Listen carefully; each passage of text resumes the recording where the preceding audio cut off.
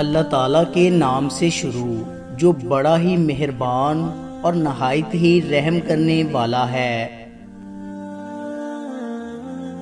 کسی انسان کے پیچھے نہ بھاگیں، اپنا وقار، اپنی عزت نفس کو کسی بھی انسان کے لیے داؤں پر مت لگائیں۔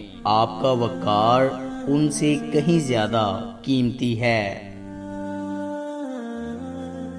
ہوائیں موسموں کا رخ بدل سکتی ہیں اور دعائیں مصیبتوں کا۔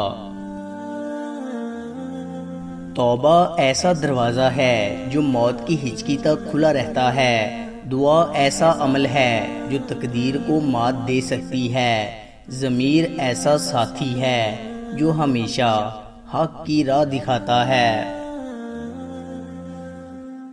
موت اور زندگی میں بس اتنا فرق ہے کہ زندگی سب کو دھوکہ دیتی ہے اور موت کسی کو دھوکہ نہیں دیتی، سب کو آتی ہے۔ کوئی کتنا بھی گناہ گار کیوں نہ ہو، اللہ تعالیٰ کبھی دعا کا راستہ بند نہیں کرتا۔ اپنی چھوٹی بڑی غلطیوں پر اپنے رب سے توبہ کرتے رہو اور دعا کرتے رہا کرو۔ مخلص کی طلب ہو تو پہلے خود خالص ہونا پڑتا ہے۔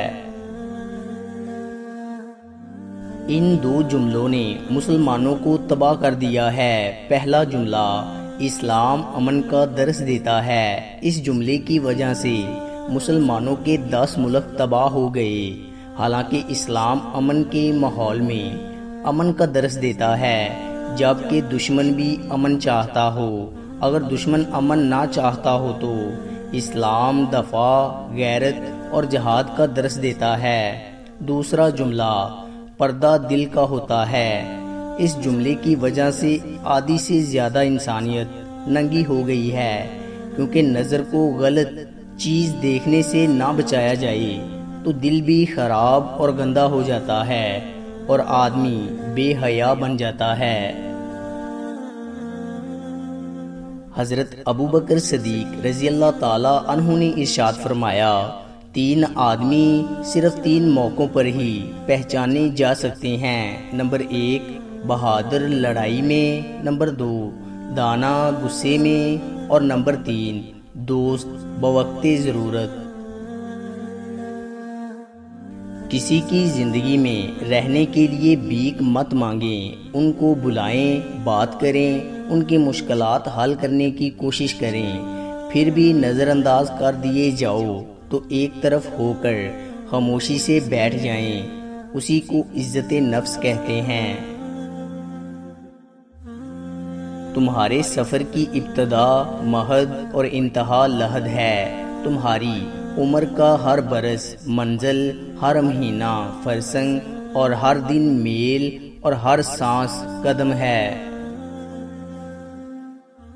انسان جانتا بھی ہے کہ امیدیں دکھ دیں گی، لیکن دل پھر بھی امیدوں پر بھروسہ کرنے لگتا ہے۔ لوٹنے، بکھرنے اور سنبھلنے کا عمل زندگی کے ساتھ جاری رہتا ہے۔